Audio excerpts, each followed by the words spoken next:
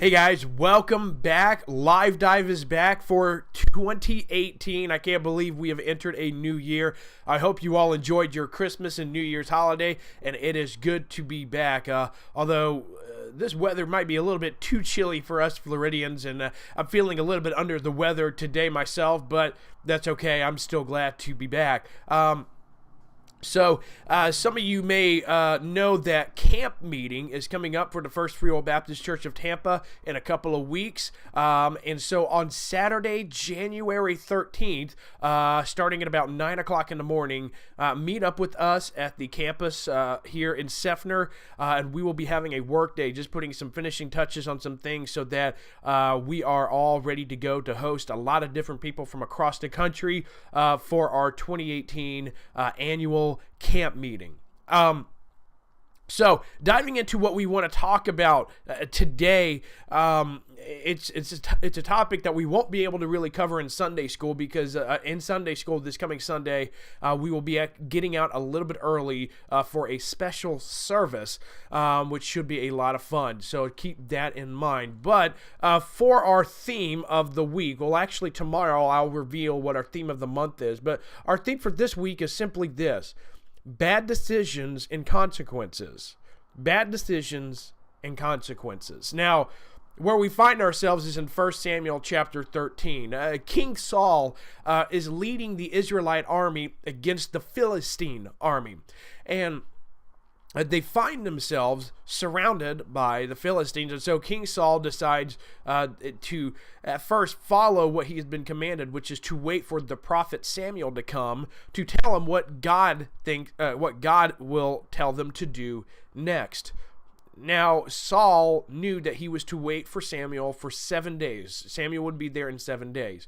Well, the Bible says in 1 Samuel 13 that Saul waited and waited and waited, and after 7 days, Samuel didn't show up, and so Saul took matters into his own hands. It says that he decided to offer up offerings to God himself.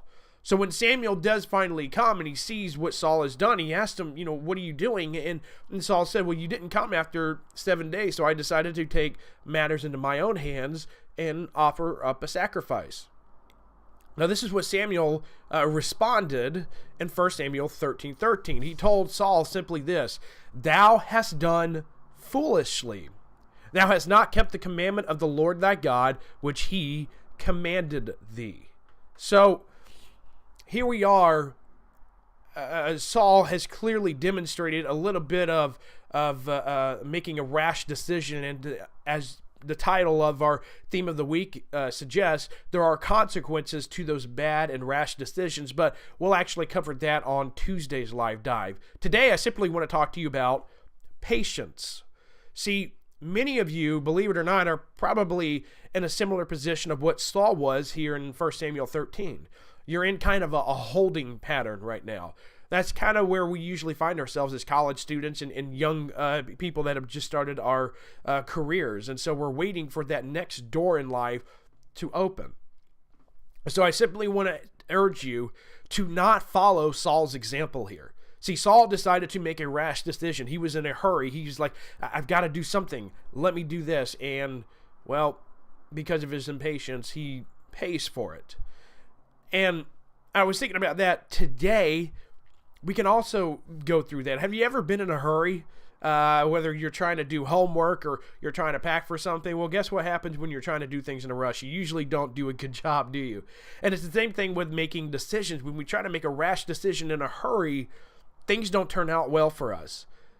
So instead of following Saul's example, we need to follow the example of Psalm chapter 37, verse 7, which simply says this: "Rest in the Lord and wait patiently for him.